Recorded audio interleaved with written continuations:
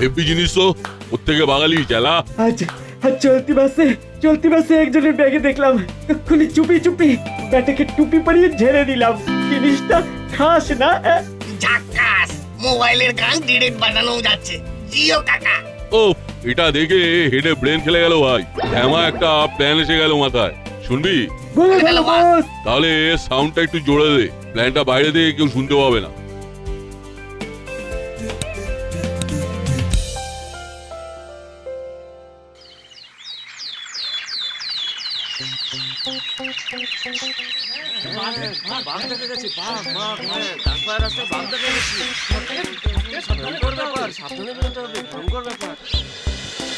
এই সেরেছে, এটা আবার নতুন কি বিপদ হলো বলতো?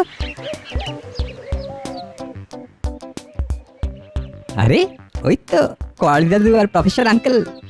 আরে রেঞ্জ বাপু যে হঠাৎ মর্নিং ওয়াক, শরীর টরীর ভালো তো? না মানে শরীর ভালো করার জন্যই, কিন্তু ওইদিকে তো একটা দারুণ বিপদ হয়েছে। পোস্টারটা দেখেছেন? দেখলাম দাসপাড়ার রাস্তায় বাঘ দেখা গেছে, তাই তাড়াতাড়ি বাড়ি ফিরে যাচ্ছি। কি সব বনেছে কাণ্ড রে বাবা! আপনি বরং বড়বাবুকে একটা ফোন করে দিন, আমি কর্মকর্তা মশাইকেও জানাচ্ছি। তুইও তাড়াতাড়ি বাড়ি ফিরে যাবেন। চলুন চলুন করালি বাবু। হ্যাঁ হ্যাঁ চলুন, আসি রে। এই তোরাও বাড়ি যা। বুঝলি না, কাল রাতেও তো পোস্টারটা দেখিনি। তাহলে ভোরের দিকে পোস্টারিং করেছে। তাজ্জব ব্যাপার। পাড়ার সবাইকে জানাতে হচ্ছে।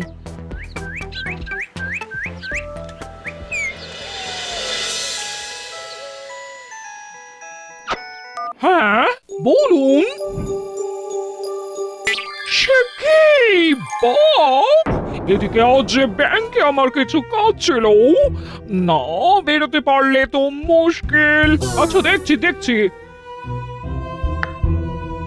হলো এই হলো, কোথায় রে বাটালি? এই বাটালি! কি হলো মাসি, বাড়ি থেকে ডাকাত পড়েছে? ডাকাত না বাঘ? কোথায় থাকিস তোরা সব সময়? যা বাবা, স্কুলে যাব, রেডি হচ্ছিলাম তো। খেতে দাও। না আর স্কুলে গিয়ে কাজ নেই। ইনফ্যাক্ট কয়েকদিন হয়তো আমরা কেউই বাইরে বেরোতে পারবো না। রাস্তাঘাটে বাঘে ধরতে পারে। বাঘ দাসপাড়ায়? আরে তাহলে আর বলছি কি?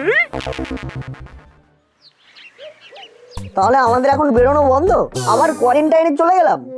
হ্যাঁ, রেঞ্জটা কিন্তু একটা কথা বললো, শুনলি? কাল রাতে ওই রাস্তা দিয়ে কোচিং থেকে ফিরেছে, তখন কোথাও কোনো পোস্টার ছিল না। আরে বাঘটা তো পালিয়েছে রাতে। মেবি, কিন্তু রাতে পালালে সকালের মধ্যেই পোস্টার বানিয়ে দেওয়ালে সাঁটা যাবে? এত তাড়াতাড়ি সম্ভব? কেসটা তাহলে সিরিয়াস। একটা রহস্যের গন্ধ পাচ্ছি রে। কিন্তু আমরা ঘরে বসে থাকলে কেসটা সলভ করবো কি করে? দাঁড়া, দু একটা দিন দেখি। নমস্কার, 7:30টার সাতকাহনে আমি শার্দুল সাঁতরা সকলকে স্বাগত জানাচ্ছি। আজকের বিশেষ খবর, দুলমার দামাল দাতালদের দক্ষিণপুরে মিলল দেখা। জানলার কাছে একটা খসখস শব্দ হচ্ছে মনে হচ্ছে। লালু লাহিড়ির ছবিতে কাজ করতে আসছেন প্রখ্যাত বিদেশি অভিনেতা। শান্তিতে একটু বসার জন্যই জানলাটা বন্ধই করে দিই। 10 দিন আগে দুলমা থেকে নিখোঁজ 5 হাতির পরিবারটিকে আজ দেখা গেল দক্ষিণপুরের রাস্তায়। ওরে বাবা গো! তারা ফুচকা খাচ্ছিল। একজন সোশ্যাল মিডিয়ায় সেই ছবি পোস্ট করেছেন।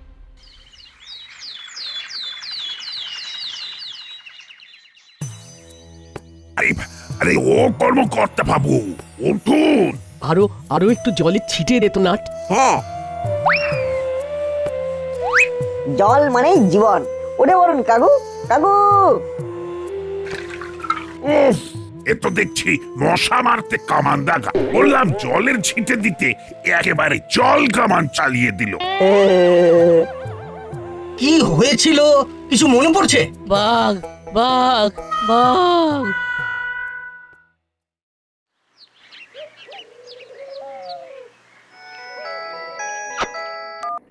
হ্যাঁ স্যার বলুন। আরে এসব আমি কি শুনছি?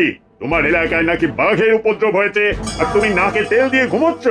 আমি প্রপার জায়গায় খবর দিয়েছি স্যার, এলাকার লোককে ঘরে থাকতে বলেছি, অফিস কাছারি স্কুল কলেজ সব বন্ধ রাখতে বলেছি। বলছি এর বেশি আর কি করতে পারি আপনি বলুন। বাঘটাকে ধরতে পারো, তাকে আবার সঠিক জায়গায় ফেরাতে পারো, নইলে নইলে চাকরি ছাড়তে পারো। আমি মানে রাবিশ, এ তো আচ্ছা জ্বালা হলো।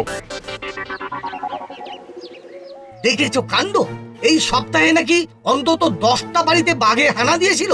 সেসব বাড়ির লোকেরা ফোনে থানায় জানিয়েছে। আচ্ছা, পাড়ায় নিরাপত্তা বলে তো আর কিচ্ছু রইলো না। কিন্তু বাবা, আমরা যদি ঘরে হাত গুটিয়ে বসে থাকি তাহলে বাঘটাকে তো শায়েস্তা করা যাবে না। তাহলে কি করতে বলিস? খালি হাতে বাঘের সঙ্গে গিয়ে লড়বো? বাঘটাকে তো দেখাই যায়নি, সবাই শুধু তার ডাক শুনেছে। আরে বাঘ না থাকলে তার ডাকটা এলো কোত্থেকে? সেটাই তো রহস্য, মা। বাঁচান স্যার, বাঁচান বাঁচান স্যার, বাঁচান। আমার সব নিয়ে গেছে, সর্বনাশ হয়ে গেছে স্যার। হায় হায় হায় হায় হায় হায়। আরে কি হয়েছে সেটা বলবে তো। আমি আইসক্রিম বিক্রি করি, এই শহরে আজকেই এসেছি। ও আচ্ছা আচ্ছা, বুঝলাম। কমপ্লেনটা কি? এই ঘন্টাখানেক আগে পার্কের রাস্তায় আইসক্রিম গাড়ি ঠেলে নিয়ে যাচ্ছি, হঠাৎ মনে হলো রাস্তার পাশের গাছগুলো নড়ছে। তারপর হালুম করে একটা বুক ফাটা ডাক, ভয়ে অজ্ঞান হয়ে গেলাম। হ্যাঁ, সে কি?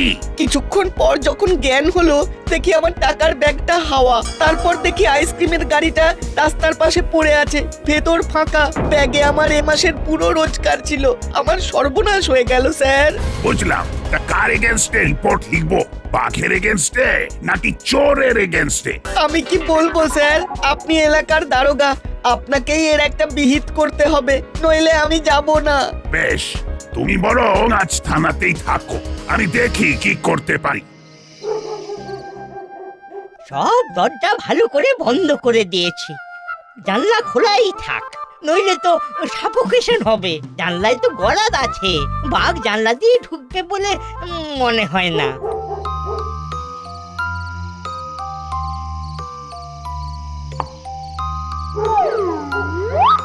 এবার বুড়োকে চাপে রেখে চমকে দিতে হবে। গুরু, চালাবো? দাঁড়া, পুরোটা জানলার সামনে আসুক। কোথায় বাঘ? কি সুন্দর রাত, আহা বেশ ঝকঝকে আকাশ আজকে। আমার তো গান গাইতে ইচ্ছে করছে। ও আমার মায়ের চরণ ছাড়া আমি কোথায় গিয়ে শোবো? না না না, বাধা পড়লো। যাই যাই গিয়ে শুয়ে পড়ি।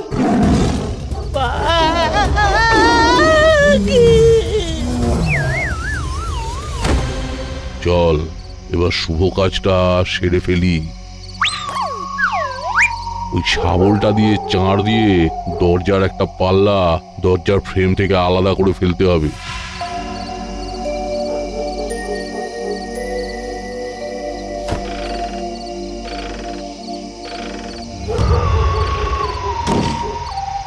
এবার তাহলে গৃহপ্রবেশ হয়ে যাক বস। Good boy.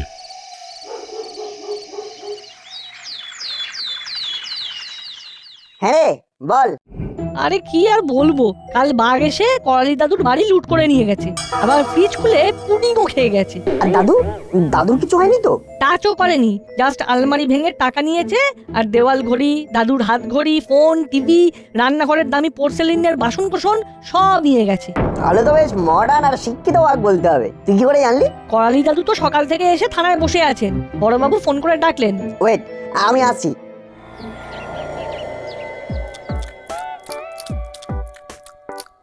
বস, আজ রাতের প্ল্যানটা করে ফেলো। অত তরপাস না, কালকের পরে লোকজন খুব চৌকান্না হয়ে থাকবে। দিন দুই ঘাপটি মেরে থাকতে হবে। তখনই বললাম ফ্রিজ খুলে খাবার খাস না। বাঘ কি ফ্রিজের খাবার খাবে? সেটা দেখেই লোকেরা ডাউট করবে না। সে তো বাঘ কাচের বাসনেও খাবে না, ঘড়িও পড়বে না। তাহলে বেশি বকছিস আজকাল। নিজেদের মধ্যে ঝুট ঝামেলা করিস না। আর সন্ধ্যাবেলায় প্রফেসরের বাড়ির দিকটা ভালো করে দেখে দেখে আসবি। তারপর কাল বা পরশু, বুঝলি? ওকে বস, ঠিক আছে। এই দেখুন স্যার, এই দরজাটার গায়ে আঁচড়ের দাগ বলে যেটা মনে হচ্ছে সেটা আসলে সাবুরের দাগ। কিন্তু বাঘ এত কিছু করবে কি করে? সে বড় জোর মাথা দিয়ে দরজায় জোরে ঢু দিতে পারে। আমারও তো সেই একই প্রশ্ন। তার মানে এটা বাঘের কাজ নয়। কিন্তু কিন্তু আমি তো পরিষ্কার বাঘের ডাক শুনেছি। কিন্তু মেসমশাই, বাঘ এলে তো আপনাকে খেত, আপনার ফ্রিজ খুলে পুডিং খেত না। সেদিন আইসক্রিমও খেত না, টাকা পয়সা নিয়েও পালাতো না। বাবা, তার মানে কেস জন্ডিস। একদম। নাট, রেঞ্জদার কথাটা তোর মনে আছে? পোস্টারটা দেখেই ও কি বলেছিল? বললো যে আগের দিন রাতেও ওই পথ দিয়ে গেছে, তখন কোনো পোস্টার দেখেনি। একদম। তার মানে দাঁড়াচ্ছে যে বাঘটা যে রাতে পালিয়েছে সেই রাতেই কেউ দেওয়ালে পোস্টার সেঁটেছে। হ্যাঁ, এটা তো ইম্পসিবল ব্যাপার। বাঘটা যে নেই সেটা বুঝতেও তো তাদের সময় দিতে হবে। আচ্ছা, উপযুক্ত দপ্তরে গিয়ে ব্যাপারটা জিজ্ঞেস করে নিলে ভালো হয় না? সেটাই তো উচিত ছিল। বড়বাবু কেন যে প্রথমে প্রপার জায়গায় ফোন করলেন না? চল তাহলে থানায় গিয়ে বলি।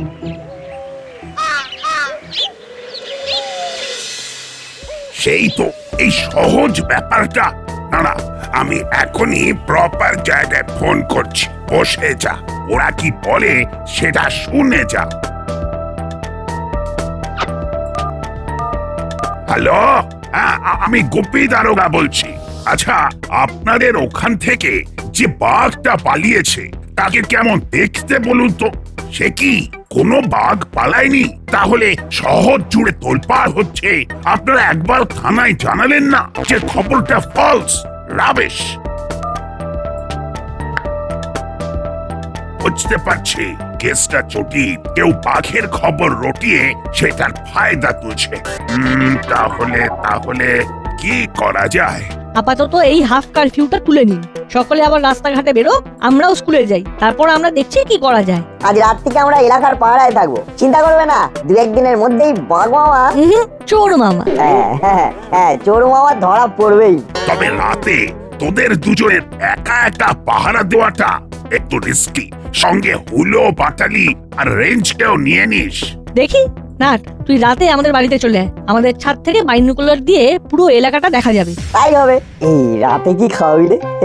আমি কিন্তু বিরিয়ানি না খেলে শরীরে বল পাই না। সারা রাত জাগার ব্যাপার তো, বুঝতে পারছিস। আরে আগে চোরটা ধরে দে, আমি তোদের বিরিয়ানি আর চিকেন চাপ খাওয়াবো।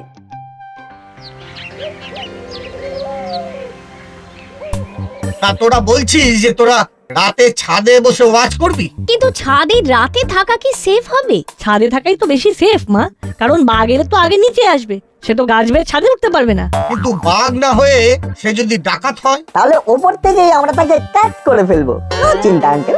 আমার কিন্তু বেশ ভয় ভয় করছে। ভয়ের কিচ্ছু নেই, চল নাট, আমরা গিয়ে প্রফেসর কাকুর কাছ থেকে ওর বাইনোকুলারটা নিয়ে আসি।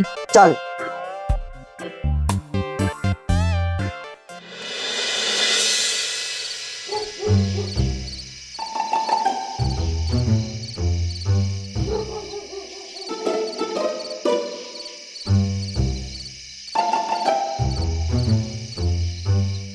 বল্টু, ওই দেখ। কি গো চেলা কাকা, এত রাতে এখানে কি করছো? না মানে নাইট গার্ড দিচ্ছে, নাইট গার্ড। শুনলাম পাড়ার সবাই মিলে রাস্তায় পাহারা দেবে রাতে, তাই রাস্তায় ঘুরে ঘুরে পাহারা দিচ্ছ?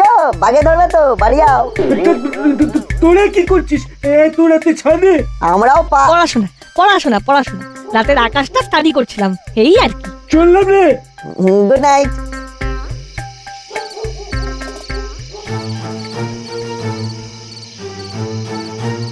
ওই দেখ বল্টু। আরে কাকাতুয়ার হাতে ওটা কি? দেখি দেখি।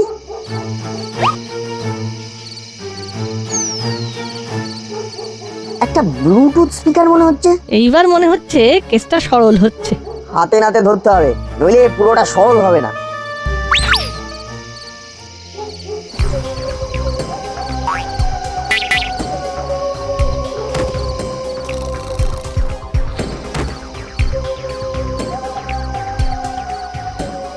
পুরোটা কোন ঘরে শোয়?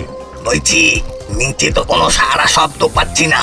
কান খাড়া করে শোনো ওস্তাদ, কেউ নাক ডাকছে বলে মনে হয়। চেলা, তুই পাইপ পেয়ে উপরে উঠে গিয়ে স্পিকারটা সেট করে দিয়া। আমরা এখানে আছি। এই সেরেছে, এত অন্ধকার, প্লাস শিশির পড়ছে, পাইপে উঠতে হবে, হাত হরকালেই কেস সুটকেস হয়ে যাবে যে। ভিতর ডিম, এত ভয় পেলে ক্রিমিনাল হওয়া যায়? তুই ছাড়, আমি উঠছি।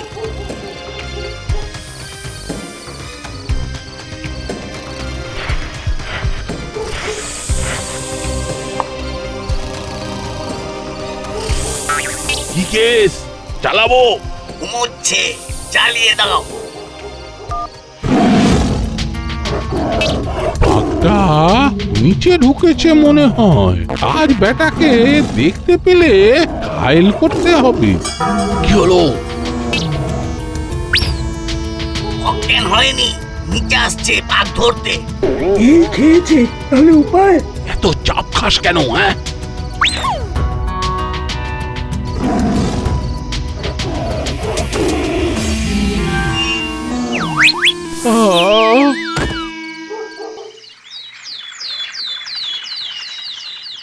না না, এটা স্রেফ ডাকাতি, কোনো বাঘ টাগ নেই। তাহলে আমি যে বাঘের ডাক শুনলাম সেটা মিথ্যে? আরে ডাক তো আমিও শুনেছি, কিন্তু এখন মনে হচ্ছে সেদিন অজ্ঞান না হয়ে গেলে ব্যাপারটা খতিয়ে দেখতে পারতাম। আপনারা অজ্ঞান হয়ে গেলে দরজা ভাঙতে সুবিধা হয়, তাই না? কিন্তু আমার দরজা তো ভাঙা হয়নি। কারণ তখন তো বাঘের ভয়টাকে জোরদার করার দরকার ছিল। এই হাফ কারফিউটারও দরকার ছিল। বদমাশগুলোকে হাতে নাতে ধরতে হবে। কিন্তু কিভাবে? ওরা কবে কার বাড়িতে ডাকাতি করবে সেটা কি জানিয়ে করবে? একদম না, আমরা যে বাঘের ভয় আর পাচ্ছি না সেটা ওদের একদম জানানো যাবে না। আর তাহলেই ওরা আমাদের ফাঁদে পা দেবে। তার মানে আবার হাফ কারফিউ চালু? কিন্তু এমন ভাবে যাতে মনে হয় যে আমরা সবাই বাঘের ভয়ে কাঁটা হয়ে আছি। 3 দিন হয়ে গেল, এত বড় অ্যাকশনের কোনো রিয়াকশন নেই কেন? রাসপাড়া যেন পুরো সাইলেন্ট হয়ে গেছে। এসটা কি বলতো চালা? কি আবার? বাঘের ভয়ে সব আবার ঘরে ঢুকে গেছে, শুধু ওই নাট বল্টুকে নিয়েই চিন্তা। ছোঁড়া দুটো খুব বেড়েছে। চল তো আজ রাতে ওদের বাড়িতে অপারেশন করে ওদের টাইট করে দিই। ঠিক বলেছ ওস্তাদ, ব্যাটাদের টাইট দিলে পাড়ার লোকেরাও ওদের বেশি পাত্তা দেবে না। তার আগে উস্তাদ, প্লেসটা একবার ঝাঁকি দিলে হতো না? কোথায় কে ঘাপটি মেরে থাকবে? ঠিক বলেছিস, যা পল্টুদের বাড়ির চারপাশটা একবার ভালো করে দেখে আয়। লাইন ক্লিয়ার থাকলে আজ রাতেই কেস শান্টিং করে দেবো। একদম। এইবার এতে প্রফেসর আঙ্কেলের বিচুটি চূর্ণটা ভালো করে মিশিয়ে দিতে হবে। আর তারপর ঠান্ডা হলেই দাওয়াই রেডি। রোজ রেডি থাকছি, কিন্তু এদিকে ওরা আসছেই না। সবুরে মেওয়া ফলে, আজ না হয় কাল ওরা তো আসবেই। গুরু, কেউ নেই, দিনের বেলাতেই সন্নাটা। দরজা জানলা সব বন্ধ। তাহলে আজ রাতে চান্স আছে বলছো? 100%। চা, এখানে আর বেশি ফুটেজ খাস না, রাতে আবার আসবো। দেখবো ছোড়া দুটো কত শিয়ানা হয়েছে। চলো। বাহ, আমরা তাহলে ঠিক দিকেই এগোচ্ছি। অঙ্কটা তাহলে আর ততটা কঠিন নেই। প্ল্যানটা কেমন দিয়েছি বল? একেবারে বিউটিফুল।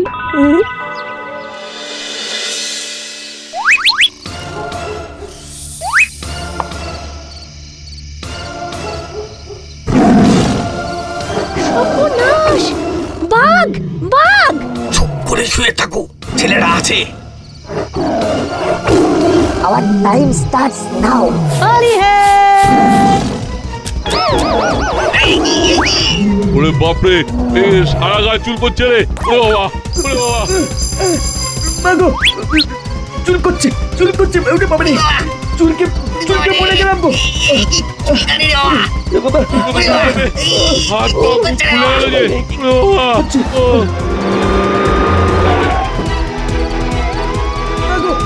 ও, এই তাহলে পালানো বাঘ। এর প্যান্টটা ধরেছিলি তো। চল এবার চুলকোতে না কাপে ঢুকে পড়বি। আমি মলম লাগিয়ে দেব আর সব ব্যথা সেরে যাবে। থ্যাংক ইউ নাট বল্টু। তোদের বুদ্ধি চড়েই বাঘটা ধরা পড়লো, এক্ষুনি এসপি সাহেবকে জানাতে হচ্ছে। আর তোদের বিরিয়ানি আর চিকেন চাপ পাওনা রইলো। কাল সন্ধেবেলা থানায় এসে খেয়ে যাস। আপনাকেও থ্যাংক ইউ আমাদের সব রকম সাহায্য করার জন্য। তবে স্যার রেঞ্জদারও কিন্তু কন্ট্রিবিউশন আছে। ওই কিন্তু আমাদের মনে সন্দেহ জাগিয়ে দেয় এই বলে যে আগের দিন রাতে ওই রাস্তায় কোনো পোস্টারও দেখেনি। তখনই আমাদের সন্দেহ হয়েছিল বাকি আদৌ পালিয়েছে। আর যখন শুনলাম কনালি দাদুর ফ্রিজ খুলে বাঘ পুডিং খেয়ে গেছে, সেদিনই বুঝে গেলাম যে এটা 4 পে নয় 2 পেয়ের কাজ। ও মা গো, আমি আর পুডিং খাবো না। ওরে বাবা, তাহলে কাল রেঞ্জকেও নিয়ে আসিস, বিরিয়ানির সঙ্গে স্পেশাল পুডিং অর্ডার দিয়ে দেব। Thank you sir.